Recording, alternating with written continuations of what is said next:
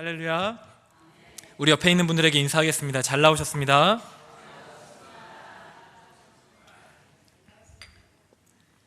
네, 하나님의 영광을 위한 이틀의 시간이라는 제목 가지고 하나님 말씀을 나누도록 하겠습니다. 3초의 미학이라는 어떤 글이 있어서 제가 잠깐 소개해 드리겠습니다. 친구와 헤어질 때 그의 뒷모습을 3초만 보고 있어주자. 혹시 그놈이 가다가 뒤돌아봤을 때 웃어줄 수 있도록. 차창으로 고개를 내밀다가 한 아이와 눈이 마주쳤을 때 3초만 그 아이에게 손을 흔들어 주자. 그 아이가 분명 자신도 아이들에게 그리야 할 것이다. 아이가 잘못을 저질러 울상을 하고 있을 때 3초만 말없이 웃어주자. 그 아이는 잘못을 뉘우치며 내 품으로 달려올지도 모른다. 엘리베이터를 탔을 때 닫기를 누르기 전에 3초만 기다리자. 정말 누군가 급히 오고 있을지 모른다. 출발 신호가 떨어져 앞차가 서 있어도 크락션을 누르지 말고 3초만 기다려주자. 그 사람은 인생의 중요한 기로에 갈등하고 있을지도 모른다. 내 차 앞으로 끼어드는 차가 있으면 3초만 서서 기다리자. 그 사람 아내가 정말 아플지도 모른다. 길을 가다가 아님 뉴스에서 불행을 맞은 사람을 보면 잠시 눈을 감고 3초만 그들을 위하여 기도하자. 언젠가 그들이 나를 위해 기꺼이 그리할 것이다. 정말 화가 나서 참을 수 없는 때라도 3초만 고개를 들고 하늘을 보자. 내가 화낼 일이 보잘것 없지는 않은가 생각해 보자. 네, 3초의 미학이라는 글입니다. 3초의 기다림, 그 시간이 우리의 인생 가운데 참 많은 것들을 바꿔낼 수 있는 시간이 될 수가 있다는 것이죠. 세상이 얼마나 빠르게 이렇게 돌아가는지 모릅니다. 세상은 남들보다 훨씬 더 빠르게 움직이고 빠르게 결정하고 빠르게 나아가야 된다는 어떤 그런 강박관념으로 우리를 지배하고 있죠. 그래서 우리가 이런 세상 가운데 살아가고 있기 때문에 어떻게든 빠르게 살아가려고 얼마나 노력을 많이 하는지 모릅니다. 돈도 빨리 벌어야 되고, 그렇죠?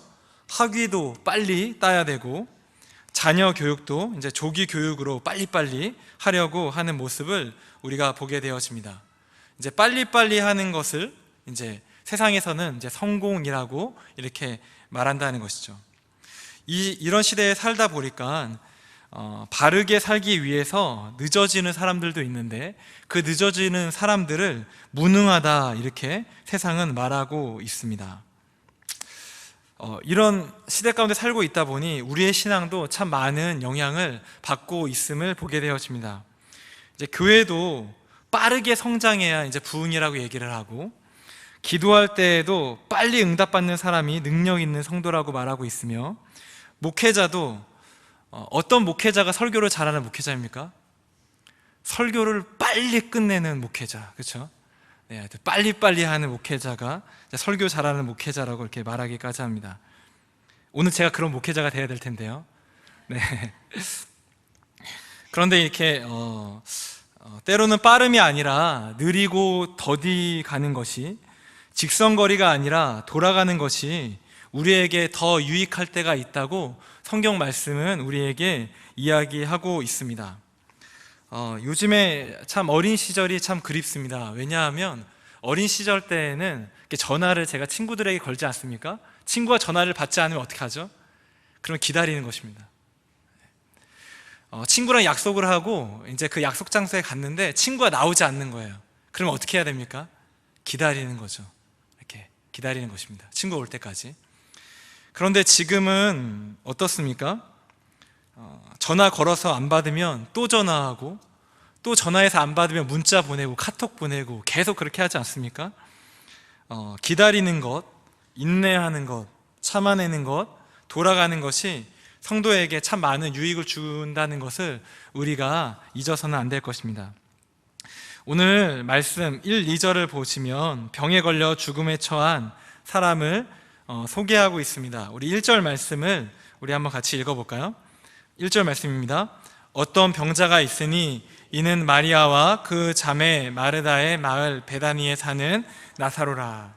어떤 병자가 있는데 그 병자가 어떤 사람입니까? 베다니에 사는 나사로, 이렇게 얘기하고 있습니다. 오늘 이 등장하고 있는 이 나사로는 예수님과 정말로 친했던 사람입니다. 3절에 보시면 누이들이 보낸 사람들도 이 나사로를 뭐라고 설명하고 있냐면 사랑하는 자가 병들었나이다. 이 나사로를 예수님께 사랑하는 자 이렇게 표현하고 있지 않습니까? 5절 말씀을 보시면 예수님께서 마르다와 그 동생과 나사로를 사랑하시더니 이렇게 말씀하고 계십니다. 또한 11절에 보시면 예수님께서 이 나사로를 뭐라고 얘기하시냐면 우리 친구 나사로 이렇게 얘기하고 있죠. 예수님께서 이렇게 사랑한다, 친구다 얘기할 정도로 이 병들어 죽어가고 있는 이 나사로는 예수님과 정말로 밀접한 관계, 정말로 친한 관계였음을 우리가 말씀을 통해서 볼 수가 있습니다. 나사로뿐이겠습니까? 나사로의 누이였던 마르다와 마리아도 얼마나 친했는지 모릅니다. 뒤에 있는 내용을 보시면 예수님께서 나사로가 있는 지역으로 가려고 할 때 제자들이 막 뜯어 말리는 것을 볼 수가 있습니다. 왜냐하면 그 나사로가 사는 그 지역은 예수님을 얼마나 적대시했는지 모릅니다. 심지어는 돌로 치려고까지 했습니다. 그러나 그런 지역에서, 그렇게 적대적인 지역이었음에도 불구하고 이 나사로와 마리아와 마르다 이 3남매는 예수님을 얼마나 지극히 극진히 모셨는지 모릅니다. 마르다는 예수님이 오셨을 때 책망을 받기는 했지만 그분을 대접하기 위해서 얼마나 열심히 부엌에서 일하는지 모릅니다. 마리아 또한 2절에서 언급하는 것 같이 향유를 죽게 붓고 머리털로 주의 발을 닦았던 자입니다. 자신의 모든 것을 다 들여서 예수님의 죽음을 준비했던 여인이 바로 이 마리아였다는 것이죠. 예수님의 깊은 관계 속에서 있던 이 삼남매 중에서 이 사랑했던 친구 나사로가 지금 병에 걸려서 죽게 된 상황이 되었다는 것이죠. 사랑하는 성도 여러분, 하나님께서는 사랑하시는 자도 병에 걸리게 하실까요? 하나님께서 사랑하시는 자도 인생의 아픔을 겪게 될까요? 하나님께서 사랑하시는 자도 고난과 고통이 있을까요? 우리는 늘 언제나 이런 질문을 던지게 되어집니다. 하나님 왜 날 사랑하시면서 왜 이렇게 고통을 주십니까? 하나님 날 왜 이렇게 사랑하신다고 하시면서도 나에게 이렇게 병을 주십니까? 우리가 이렇게 되묻지 않습니까? 야고보서 1장 2절에 보시면 이렇게 말합니다. 내 형제들아 너희가 여러 가지 시험을 당하거든 온전히 기쁘게 여기라. 여러 가지 시험을 당하거든 온전히 기쁘게 여기라. 여기서 형제는 예수님을 믿는 사람을 얘기하죠. 예수님을 믿는, 또 예수님의 사랑을 받고 있는 많은 성도라고 할지라도 그 삶 가운데 여러 가지 시험을 당한다는 것이죠.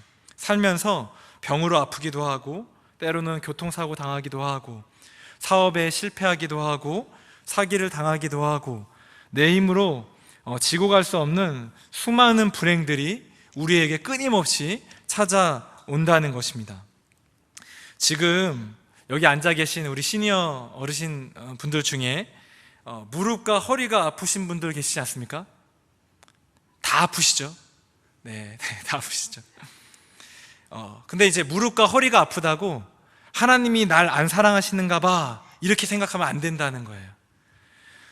예수님께서 사랑하시던 자, 친구로 불렸던 나사로도 병으로 죽어가는 것처럼 예수님께서 사랑하시는 성도들도 때로는 병에 들 수 있고 무릎과 허리가 아플 수 있고 또 고난이 찾아올 수가 있다는 것입니다.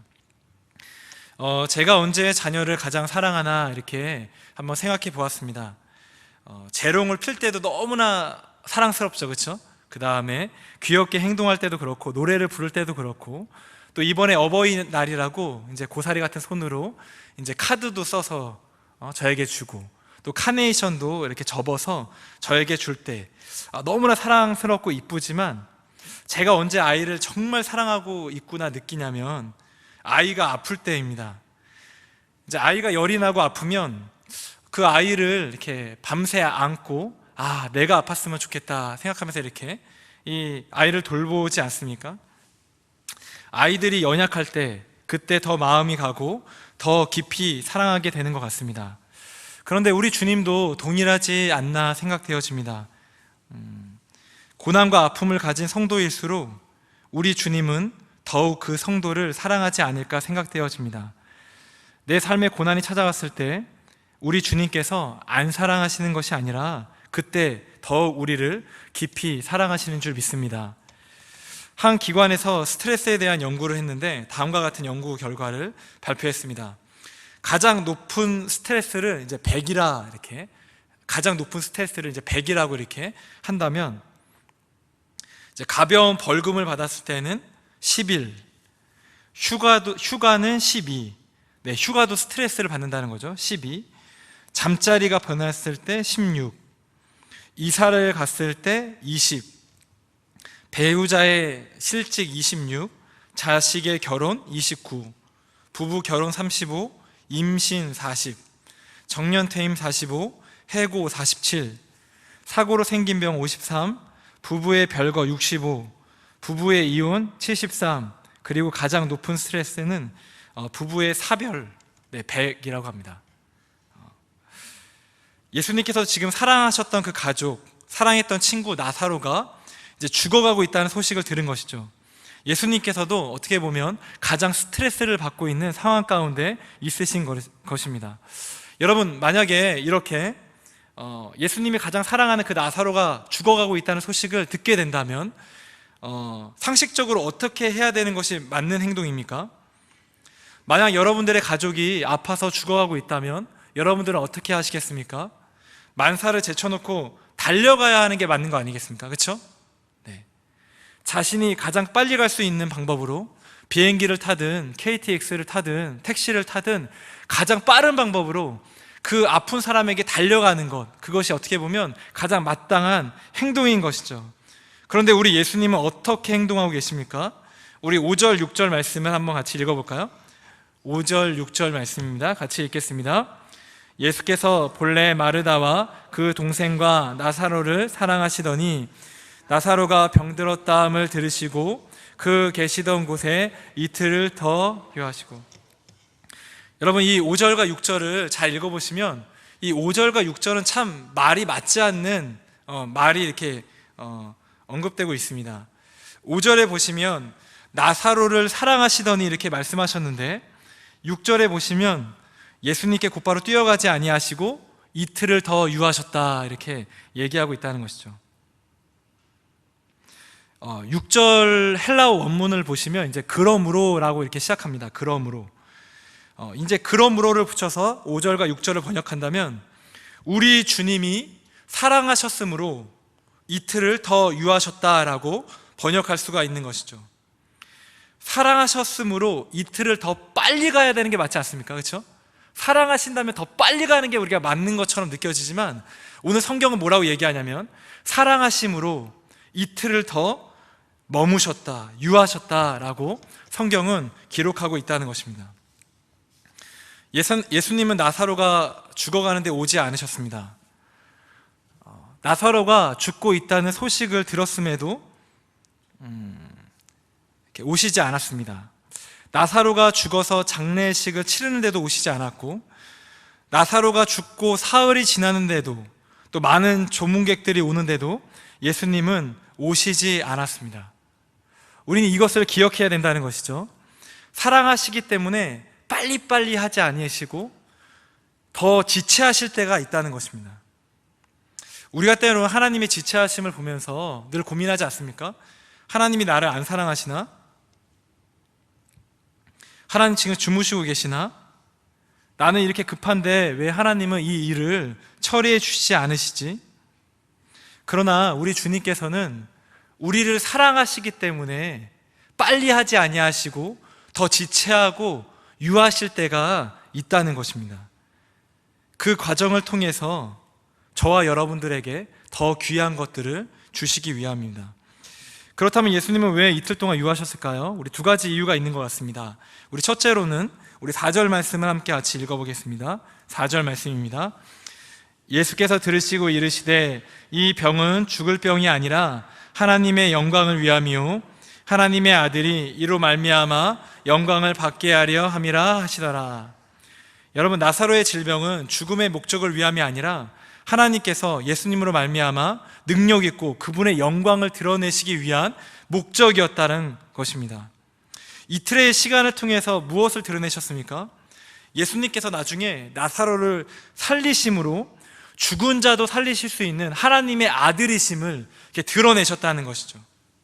하나님의 영광을 최고조로 드러내실 수 있도록, 드라마틱하게 역사할 수 있도록 그 모든 상황을 지금 주님께서 이틀을 유하심으로 만들고 계셨다는 것입니다. 예수님께서는 아픈 사람을 낫게 하는 것과 죽은 자를 살리신 것과 어느 것이 더 쉽겠습니까? 예수님은 아픈 자를 낫게 하는 게 더 쉬울까요? 아니면 예수님께서 죽은 자를 살리시는 게 더 쉬울까요? 그렇죠, 똑같죠. 예수님은요, 아픈 자를 낫게 하시는 것과 죽은 자를 살리시는 것과 똑같습니다. 그냥 별로 이렇게 어느 것이 더 어렵다 얘기할 수 없을 정도로 우리 주님은 능력이 있으신 분이십니다. 그러나 우리는 다르죠. 우리는 다릅니다. 아픈 사람을 고치는 것보다 죽은 사람을 살릴 때 우리는 더욱 우리 주님이 어떤 분이신지를 깨닫게 된다는 것입니다. 이틀의 시간을 통해서 예수님께서 얼마나 위대하신 분이신지를 우리는 볼 수가 있게 되는 것이죠. 또한 죽은 자를 살리신 것처럼 우리 예수님도 3일 만에 다시 부활하실 것을 우리에게 보여주시고 우리에게 믿음을 주고 계시는 것이죠. 사랑하는 성도 여러분, 때로는 지체되고 이렇게 머물게 될 때, 하나님이 침묵하실 때 그 시간을 통해서 하나님의 영광이 여러분과 저의 눈에 더 크게 드러나게 될 줄을 믿습니다. 두 번째로는 15절에 나와 있습니다. 우리 15절 말씀을 우리 함께 같이 읽겠습니다. 내가 거기 있지 아니한 것을 너희를 위하여 기뻐하노니 이는 너희로 믿게 하려 함이라. 그러나 그에게로 가자 하시니, 예수님께서 뭐라고 얘기하시냐면 이는 너희로 믿게 하려 함이라 라고 말씀하고 계십니다. 삼남매와 제자들의 믿음을 위하여 이틀을 더 머무셨다는 것이죠. 그 이틀을 더 머무는 시간, 우리가 그 시간이 때로는 너무나 지체되는 것 같고 너무나 불필요한 시간 같지만 하나님은 그 시간을 통해서 우리의 믿음을 세우신다는 것이죠. 제가 아이들을 키워보다 보니까 이 아이들을 자라기 위해서는 시간이 필요하다는 것을 느꼈습니다. 이 아이가 그냥 확 자라는 게 아니라 시간이 필요하다는 것이죠. 제 아들이 이제 수학을 열심히 하는데 그 아들이 이제 수학을 이렇게 낑낑대면서 풀고 있는 모습을 보면 제가 너무나 막 가르쳐주고 싶은 거예요. 이제 수학 문제가 이제 한 페이지 한 10개 정도가 있는데 저는 이렇게 딱 보면 이렇게 암산으로 되거든요. 그래서 35, 72, 42, 53, 42 이렇게 해서 막 가르쳐주고 싶은 거예요. 왜냐면 이제 제 아들은 막 낑낑대면서 이제 풀고 있기 때문에 그렇죠. 그런데 이제 그 답을 말해주고 싶지만 그러나 저는 참아야 된다는 것입니다. 왜 참아야 될까요? 제가 침묵함으로 아들은 비록 더디고 느리지만 이제 그 시간을 통하여 아들은 계산하는 실력이 생긴다는 것입니다. 제가 이제 사역을 하다 보니까 사역도 동일한 것 같아요. 어떤 청년이라든지 어떤 성도라든지 단번에 믿음이 확 자라는 것이 아니라 그 사람에게 시간이 필요하다는 것을 느꼈습니다. 제 마음 같아서는 지금 제가 이렇게 딱 했을 때 여러분들의 믿음이 확 커지고요, 다 주님께 돌아오게 되어지고 막 이랬으면 좋겠지만, 그러나 많은 시간 동안 여러분에게 설교를 하고 또 기도하고 어떤 그런 과정을 통해서 여기 계신 우리 성도님들과 성도들과 또 청년들이 점점점 믿음이 자라가게 된다는 것입니다. 사랑하는 성도 여러분, 마찬가지로 때로는 우리에게 지체되고 느리고 돌아가는 시간이 우리의 믿음을 더욱더 성숙하게 하고 더욱더 우리의 믿음을 자라게 하는 놀라운 일이 일어나게 된다는 것이죠. 그 이틀이라는 고난의 시간을 지나면서 우리는 더욱 굳건히 서서 믿음 가운데 주님께 나아갈 수가 있게 되는 것입니다. 사랑하는 성도 여러분, 하나님의 침묵은 우리에게 하나님을 더 보여주시려고 하시는 하나님의 은혜임을 믿으시기를 바랍니다. 하나님께서 우리와의 관계를 한 단계 더 업그레이드 시키려는 고통의 과정임을 믿으시기를 바랍니다. 하나님께서 침묵하실 때 하나님께서 우리에게 더 큰 것들을 보여주실 것을 우리가 기대하며 날마다 믿음 가운데 이겨내시는 믿음의 성도님들이 다 되시기를 주님의 이름으로 간절히 축원드립니다. 말씀을 맺겠습니다.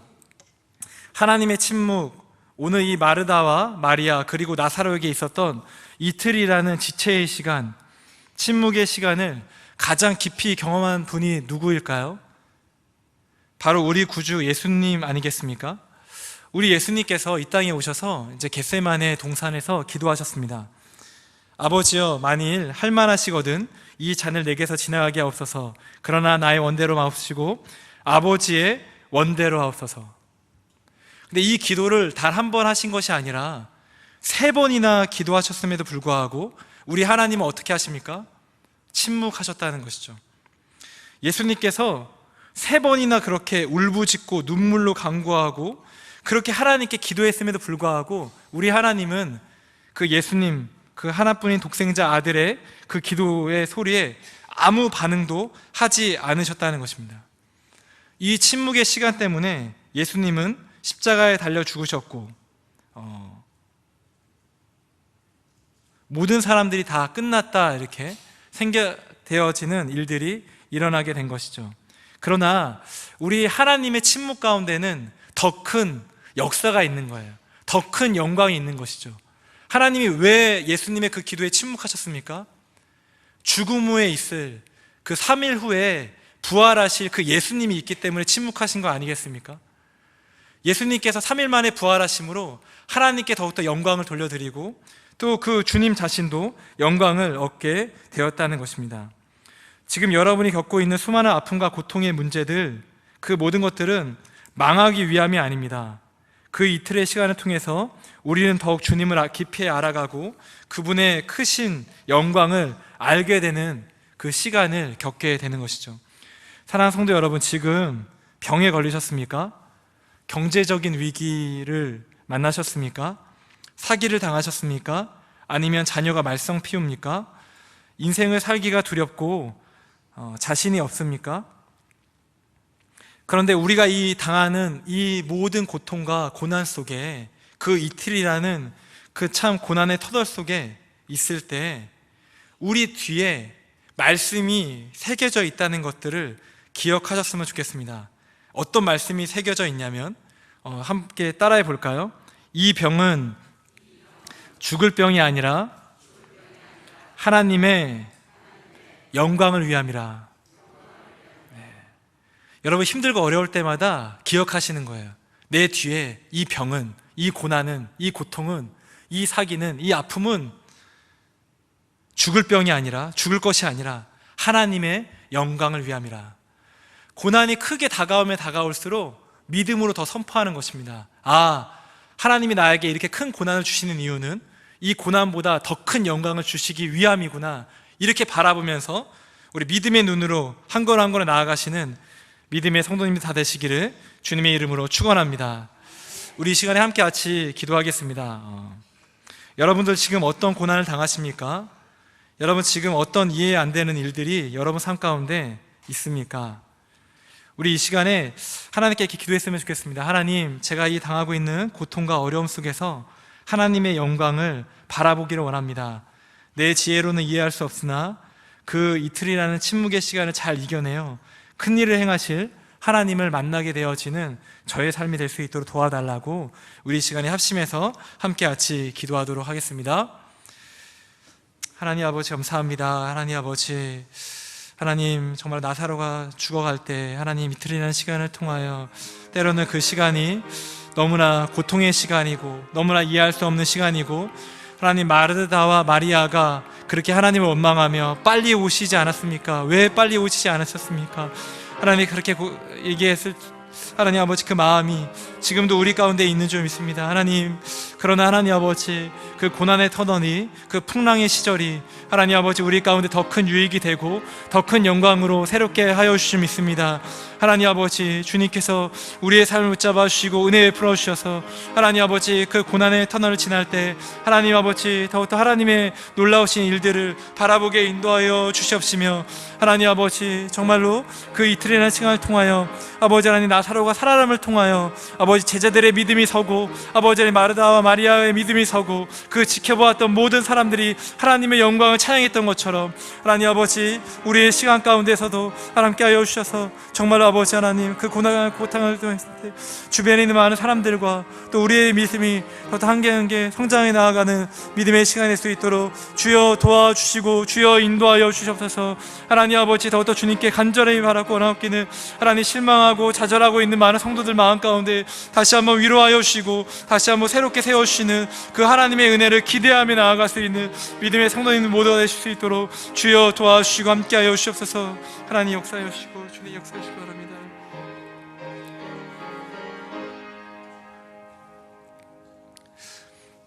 사랑이 많으시고 은혜가 풍성하신 주님, 하나님 우리가 날마다 살아가면서 우리가 이해할 수 없고 버텨낼 수 없는 많은 어려움들과 고통이 우리 가운데 끊임없이 다가옴을 우리가 느끼게 되어집니다.